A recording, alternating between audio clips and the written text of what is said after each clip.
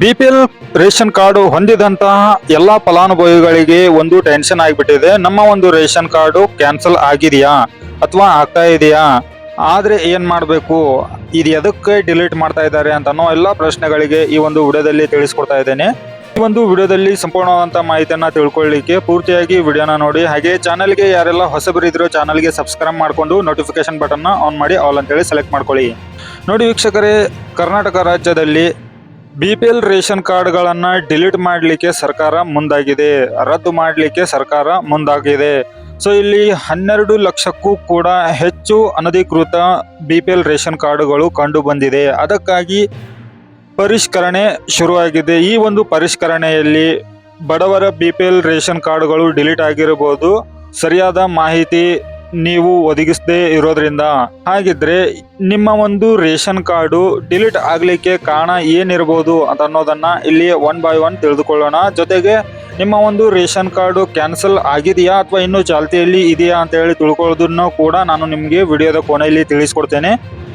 ನಮ್ಮ ರಾಜ್ಯದಲ್ಲಿ BPL ration ಕಾರ್ಡುಗಳು ಬಡವರಿಗೆ ಅಂತ ಇರೋದು, ಅಂಥದ್ರಲ್ಲಿ ಇಲ್ಲಿ ಅನುಮಾನಾಸ್ಪದವಾಗಿ ಕಾರ್ಡುಗಳು ಕಂಡು ಬಂದಿದೆ. 19,690ಕ್ಕೂ ಇಲ್ಲಿ ಖಾಸಗಿ ಕಂಪನಿಯ ಓನರ್ಗಳು ಸಹಿತ ಬಿಪಿಎಲ್ ರೇಷನ್ ಕಾರ್ಡ್ಗಳನ್ನು ಉಪಯೋಗ ಮಾಡ್ತಾ ಇದ್ದಾರೆ.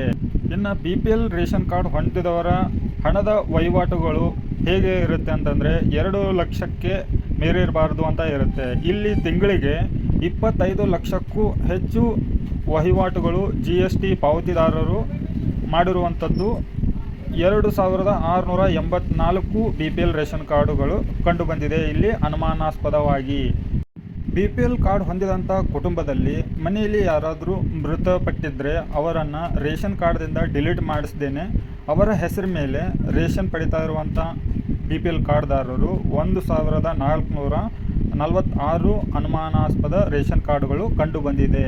ಇನ್ನು ಬಿಪಿಎಲ್ ರೇಷನ್ ಕಾರ್ಡುಗಳನ್ನು ಹೊಂದಿದಂಥ ಕುಟುಂಬದಲ್ಲಿ ಇರುವಂತ ಸದಸ್ಯರ EKYCಯನ್ನ ಮಾಡಿಸದೇ ಇರುವಂತ ಬಿಪಿಎಲ್ ರೇಷನ್ ಕಾರ್ಡುದಾರರ ಸಂಖ್ಯೆ ಬಂದ್ಬಿಟ್ಟು 6,16,196. ಇಷ್ಟು ಅನುಮಾನಾಸ್ಪದ EKYC ಮಾಡಿಸದೇ ಇರುವಂತ ರೇಷನ್ ಕಾರ್ಡುಗಳು ಕಂಡು ಬಂದಿದೆ. ಇನ್ನು ರಾಜ್ಯದಲ್ಲಿ ಇರುವಂತ ರೇಷನ್ ಕಾರ್ಡ್ಗಳ ವಿವರ ಬಂದ್ಬಿಟ್ಟು, ಅಂತ್ಯೋದಯ ಕಾರ್ಡ್ ಹೊಂದಿದಂತ ಫಲಾನುಭವಿಗಳು ಎಷ್ಟಿದ್ದಾರೆ ಅಂತಂದ್ರೆ 10,76,942 ಫಲಾನುಭವಿಗಳಿದ್ದಾರೆ ಇಲ್ಲಿ.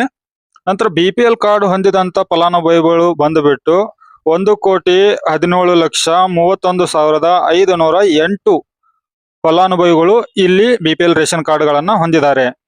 ಇಲ್ಲಿ ಫಲಾನುಭವಿಗಳ ಸಂಖ್ಯೆ ಬಂದ್ಬಿಟ್ಟು ಅಂತ್ಯೋದಯ ಕಾರ್ಡ್ ಹೊಂದಿದಂತ ಫಲಾನುಭವಿಗಳು ಎಷ್ಟಿದ್ದಾರೆ ಅಂತಂದ್ರೆ 43,96,248.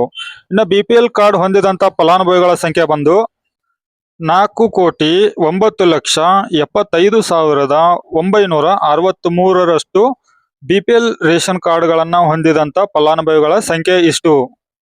ಇನ್ನು ರಾಜ್ಯದಲ್ಲಿ APL ಕಾರ್ಡು ಹೊಂದಿದಂತ ಫಲಾನುಭವಿಗಳ ಚೀಟಿ ಸಂಖ್ಯೆ ಬಂದ್ಬಿಟ್ಟು 25,67,419. ಫಲಾನುಭವಿಗಳ ಸಂಖ್ಯೆ ಬಂದ್ಬಿಟ್ಟು 87,41,704. ಒಟ್ಟು ರೇಷನ್ ಕಾರ್ಡ್ಗಳ ಸಂಖ್ಯೆ ಬಂದ್ಬಿಟ್ಟು 1,53,65,869. ಒಟ್ಟು ರೇಷನ್ ಕಾರ್ಡ್ಗಳ ಫಲಾನುಭವಿಗಳಿದ್ದಾರೆ. ಇಷ್ಟು ಚೀಟಿಗಳ ಸಂಖ್ಯೆ ಇದಾವೆ.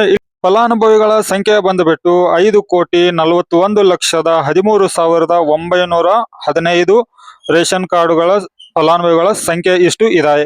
ಇನ್ನು ನಿಮ್ಮ ಒಂದು ಬಿಪಿಎಲ್ ರೇಷನ್ ಕಾರ್ಡು ಕ್ಯಾನ್ಸಲ್ ಆಗಿದೆಯಾ ಅಥವಾ ಇಲ್ವಾ ಅನ್ನೋ ಒಂದು ಸ್ಟೇಟಸ್ ಅನ್ನ ಆನ್ಲೈನ್ ಮುಖಾಂತರ ನಾವು ಯಾವ ತರ ಚೆಕ್ ಮಾಡೋದನ್ನೋದನ್ನ ತಿಳಿಸ್ಕೊಡ್ತಾ ಇದ್ದೇನೆ.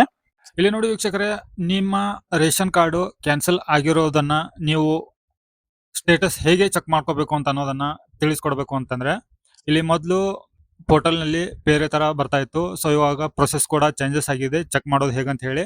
ಸೊ ಅದಕ್ಕಾಗಿ ನಾವು ಈ ಒಂದು ಪೋರ್ಟಲ್ಗೆ ಬರಬೇಕಾಗತ್ತೆ. ಈ ಒಂದು ಪೋರ್ಟಲ್ಗೆ ಬಂದ ನಂತರ ಆಹಾರ ಇಲಾಖೆಯ ಒಂದು ಸರ್ಕಾರಿ ಪೋರ್ಟಲ್ ಇದು. ಈ ಒಂದು ಪೋರ್ಟಲ್ಗೆ ಬಂದ ನಂತರ ಇಲ್ಲಿ ಈ ಸ್ಥಿತಿ ಅಂತ ಇದೆ ನೋಡಿ. ಈ ಸ್ಥಿತಿ ಅನ್ನೋ ಒಂದು ಆಪ್ಷನ್ ಮೇಲೆ ಕ್ಲಿಕ್ ಮಾಡಿದ ನಂತರ ಇಲ್ಲಿ ಹೊಸ ಅಥವಾ ಹಾಲಿ ಪಡಿತರ ಚೀಟಿ ಅಂತೇಳಿ ಬರುತ್ತೆ. ಇದ್ರ ಮೇಲೆ ಕ್ಲಿಕ್ ಮಾಡ್ಕೊಳ್ಳಿ. ಇಲ್ಲಿ ನೋಡಿ ವೀಕ್ಷಕರೇ, ಇಲ್ಲಿ ಬರೀ ಮೂರು ವಿಭಾಗಗಳು ಮಾತ್ರ ಕಾಣ್ತಾ ಇದಾವೆ. ಆದ್ರೆ ಈ ಮೂರು ವಿಭಾಗಗಳಲ್ಲಿ ಯಾವ ಯಾವ ಜಿಲ್ಲೆಗಳು ಬರುತ್ತೆ ಅಂತ ಹೇಳಿ ಇಲ್ಲಿ ನಿಮ್ಗೆ ಡಿಸ್ಪ್ಲೇ ಆಗ್ತಾ ಇಲ್ಲ. ಸೊ ಅದಕ್ಕಾಗಿ ಈಸಿ ಆಗ್ಲಿ ಅಂತ ಹೇಳಿ ನಾನು ಮೊದಲಿನ ಒಂದು ವಿಭಾಗದಲ್ಲಿ ಯಾವ ಯಾವ ಜಿಲ್ಲೆಗಳು ಬರ್ತಾ ಇದ್ವು ಮೂರು ವಲಯಗಳಲ್ಲಿ ಅಂತ ಅನ್ನೋದ್ರ ಬಗ್ಗೆ ಇಲ್ಲಿ ಒಂದು ಇಮೇಜ್ ಅನ್ನ ಹಾಕಿದ್ದೇನೆ. ಇದು ನಿಮ್ಗೆ ಈಸಿ ಆಗ್ಲಿ ಅಂತ ಹೇಳಿ ಹಾಕಿರುವಂತದ್ದು. ಇಲ್ಲಿ ನಿಮ್ಮ ಜಿಲ್ಲೆ ಯಾವ ಒಂದು ವಿಭಾಗದಲ್ಲಿ ಬರುತ್ತೋ ಆ ಒಂದು ವಿಭಾಗವನ್ನ ಇಲ್ಲಿಂದ ಆಯ್ಕೆ ಮಾಡ್ಕೊಳ್ಳಿ. ಆಯ್ಕೆ ಮಾಡ್ಕೊಂಡ ನಂತರ ಇಲ್ಲಿ ಪಡಿತರ ಚೀಟಿ ವಿವರ ಅಂತ ಇದೆ ನೋಡಿ, ಇದನ್ನ ಕ್ಲಿಕ್ ಮಾಡ್ಕೊಳ್ಳಿ. ಇಲ್ಲಿ ವಿತೌಟ್ OTP ಅಂತ ಇದೆ ನೋಡಿ, ಇದನ್ನ ಕ್ಲಿಕ್ ಮಾಡ್ಕೊಳ್ಳಿ. ಇದನ್ನ ಕ್ಲಿಕ್ ಮಾಡ್ಕೊಂಡ್ಬಿಟ್ಟು ನಿಮ್ಮ ಒಂದು ರೇಷನ್ ಕಾರ್ಡ್ ನಂಬರ್ ಅನ್ನ ಇಲ್ಲಿ ಹಾಕಿ. ರೇಷನ್ ಕಾರ್ಡ್ ನಂಬರ್ ಹಾಕಿದ ನಂತರ ಗೋ ಮೇಲೆ ಕ್ಲಿಕ್ ಮಾಡ್ಕೊಳ್ಳಿ. ಇಲ್ಲಿ ನಿಮ್ಮ ಒಂದು ರೇಷನ್ ಕಾರ್ಡು ಇಲ್ಲಿ ಓಪನ್ ಆಯ್ತು, ಆಕ್ಟಿವ್ ಅಂತ ಹೇಳಿ ಇತ್ತು ಅಂತಂದ್ರೆ ನಿಮ್ಮ ಒಂದು ರೇಷನ್ ಕಾರ್ಡು ಇನ್ನು ಚಾಲ್ತಿಯಲ್ಲಿ ಇದೆ ಅಂತ ಹೇಳಿ ಅರ್ಥ. ಇದು ಕ್ಯಾನ್ಸಲ್ ಆಗಿಲ್ಲ ಅಂತ ಹೇಳಿ ಅರ್ಥ. ಸೊ ಕೆಲವೊಬ್ಬರ ರೇಷನ್ ಕಾರ್ಡ್ಗಳು ನಾಟ್ ಫೌಂಡ್ ಅಂತ ಹೇಳಿ ಬರುತ್ತೆ. ಸೊ ಅಂತ ಟೈಮ್ ನಲ್ಲಿ ನೀವು ಚೆಕ್ ಮಾಡ್ಕೋಬಹುದು. ಹೇಗೆ ಅಂತಂದ್ರೆ ಇಲ್ಲಿ ನೋಡಿ, ಈ ಪಡಿತರ ಚೀಟಿ ಅಂತ ಇದೆ, ಇಲ್ಲಿ ಕ್ಲಿಕ್ ಮಾಡ್ಕೊಳ್ಳಿ. ಇಲ್ಲಿ ಕ್ಲಿಕ್ ಮಾಡ್ಕೊಂಡ ನಂತರ ಇಲ್ಲಿ 5ನೇ ಆಪ್ಷನ್ ಕಾಣ್ತಾ ಇದೆ ನೋಡಿ, ರದ್ದುಗೊಳಿಸಲಾದ ಅಥವಾ ತಡೆ ಹಿಡಿಯಲಾದ ಪಟ್ಟಿ ಅಂತ ಹೇಳಿ, ಇದ್ರ ಮೇಲೆ ಕ್ಲಿಕ್ ಮಾಡ್ಕೊಳ್ಳಿ. ಇಲ್ಲಿ ಕ್ಲಿಕ್ ಮಾಡ್ಕೊಂಡ ನಂತರ ಇಲ್ಲಿ district, taluk, month, year select ಮಾಡ್ಕೋಬೇಕಾಗತ್ತೆ. ಯಾವ ಒಂದು ಜಿಲ್ಲೆಯವರು ನೀವು ಆಗಿರ್ತೀರೋ ಅದನ್ನ ಸೆಲೆಕ್ಟ್ ಮಾಡ್ಕೊಳ್ಳಿ. ನಂತರ ತಾಲೂಕನ್ನ ಸೆಲೆಕ್ಟ್ ಮಾಡ್ಕೊಳ್ಳಿ. ಇಲ್ಲಿ ನಿಮ್ಮ ಒಂದು ರೇಷನ್ ಕಾರ್ಡು ಯಾವ ತಿಂಗಳದಿಂದ ಕ್ಯಾನ್ಸಲ್ ಆಗಿದೆ ಅಂತ ಹೇಳಿ ಅನ್ನೋದಕ್ಕಾಗಿ ಇಲ್ಲಿ ಮಂತ್ ಮತ್ತೆ ಇಯರ್ ನ ಸೆಲೆಕ್ಟ್ ಮಾಡ್ಕೊಂಡ್ಬಿಟ್ಟು ಇಲ್ಲಿ ಕ್ಯಾಪ್ಚಾನ ಎಂಟರ್ ಮಾಡಿ. ಕ್ಯಾಪ್ಚಾ ಎಂಟರ್ ಮಾಡಿದ ನಂತರ ಇಲ್ಲಿ ಗೋ ಮೇಲೆ ಕ್ಲಿಕ್ ಮಾಡ್ಕೊಳ್ಳಿ. ಇಲ್ಲಿ ನೋಡಿ ವೀಕ್ಷಕರೇ, ಕ್ಯಾನ್ಸಲ್ ಆಗಿರುವಂತ ರೇಷನ್ ಕಾರ್ಡ್ಗಳ ಲಿಸ್ಟ್ಗಳು ಇಲ್ಲಿಂದ ನಿಮ್ಗೆ ಸಿಗುತ್ತೆ. ಸೊ ಇಲ್ಲಿ verified and cancelled, under suspension, so ಈ ತರ ಒಂದು ರೀಸನ್ಗಳು ನಿಮ್ಗೆ ಇಲ್ಲಿ ತೋರಿಸುತ್ತೆ. ನಂತರ ಇಲ್ಲಿ ನಿಮ್ಮ ರೇಷನ್ ಕಾರ್ಡ್ಗಳ ನಂಬರ್ಗಳು ಸಹಿತ ಇಲ್ಲಿ ಡಿಸ್ಪ್ಲೇ ಆಗ್ತಾ ಇದೆ. ಕೆಲವೊಂದಿಷ್ಟು ನಂಬರ್ಗಳು ಹೈಡ್ ಆಗಿದೆ. ಇಲ್ಲಿ ಹೆಸರು ಶೋ ಆಗ್ತಾ ಇದೆ. ಯಾವ ತಿಂಗಳಲ್ಲಿ ನಿಮ್ಮ ರೇಷನ್ ಕಾರ್ಡು ಸಸ್ಪೆಂಡ್ ಆಗಿದೆ ಅಂತ ಅನ್ನೋದನ್ನ ಕೂಡ ಇಲ್ಲಿ ಡಿಸ್ಪ್ಲೇ ಮಾಡಲಾಗಿದೆ. ಸೊ ವೀಕ್ಷಕರೇ, ನಿಮ್ಮ ಒಂದು ರೇಷನ್ ಕಾರ್ಡು ರನ್ನಿಂಗ್ ಅಲ್ಲಿ ಇದೆಯಾ ಅಥವಾ ಕ್ಯಾನ್ಸಲ್ ಆಗಿದೆಯಾ ತಿಳ್ಕೊಬೇಕು ಅಂತಂದ್ರೆ ಈ ಒಂದು ಪ್ರೊಸೆಸ್ ಅನ್ನ ನೀವು ಉಪಯೋಗ ಮಾಡ್ಕೊಳ್ಳಿ. ನಿಮ್ಮ ರೇಷನ್ ಕಾರ್ಡು ಚಾಲ್ತಿಯಲ್ಲಿ ಇದೆಯಾ ಇಲ್ವಾ ಅಂತ ಅನ್ನೋದನ್ನ ನೀವು ಚೆಕ್ ಮಾಡ್ಕೊಂಡು ಕನ್ಫರ್ಮ್ ಮಾಡ್ಕೊಳ್ಳಿ. ಒಂದು ವೇಳೆ ನಿಮ್ಮ ರೇಷನ್ ಕಾರ್ಡು ಬಡ ಕುಟುಂಬದವರು ಆಗಿದ್ರೆ, ನಿಮ್ಮ ಒಂದು ರೇಷನ್ ಕಾರ್ಡು ಕ್ಯಾನ್ಸಲ್ ಆಗಿದ್ರೆ, ನಿಮ್ಮ ಹತ್ತಿರದ ಫುಡ್ ಆಫೀಸ್ಗೆ ಹೋಗ್ಬಿಟ್ಟು ವೆರಿಫಿಕೇಶನ್ ಮಾಡಿಸಿ, ಪರಿಷ್ಕರಣೆ ಮಾಡಿಸ್ಬಿಟ್ಟು, ಅಲ್ಲಿ ಪರಿಶೀಲನೆ ಮಾಡಿಸ್ಬಿಟ್ಟು ನಿಮ್ಮ ಒಂದು ರೇಷನ್ ಕಾರ್ಡ್ ಅನ್ನ ಮರು ಚಾಲ್ತಿ ಮಾಡ್ಕೊಳ್ಳಿ. ಸರಿನಾ?